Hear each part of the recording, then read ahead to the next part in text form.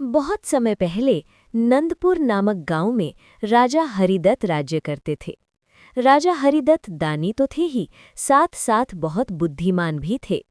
लेकिन उनके दान देने का एक अलग ही नियम था। राजा कहते थे, जो मेरी बुद्धि की परीक्षा में सफल होगा वही दान का अधिकारी होगा। जो भी उनसे सहायता मांगने आता, राजा उससे पहले एक प्रश्न अवश्य पूछते। उत्तर सही हुआ तो मनचाहा दान, गलत हुआ तो खाली हाथ। पहला प्रसंग, रहस्यमयी प्रश्न। एक दिन दरबार में एक थका हारा मुसाफिर आया।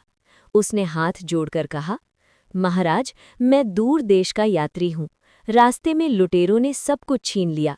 आज रात सिर छुपाने के लिए कुछ सहायता चाहिए।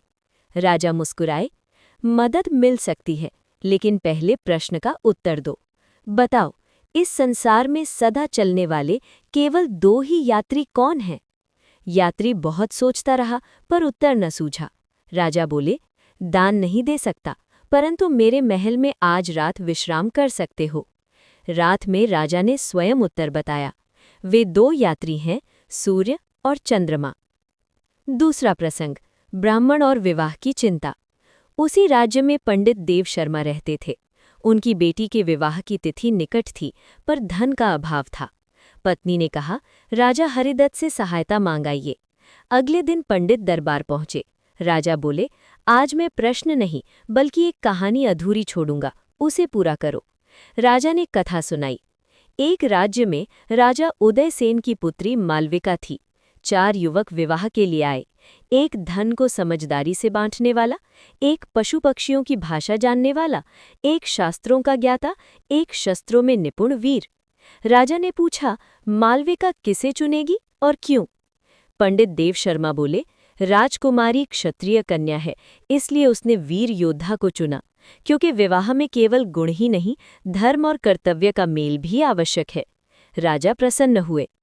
तीसरा प्रसंग, किसान और बुद्धि की जीत। पंडित के पुत्र आर्यन की बारी आई। राजा ने प्रश्न रखा।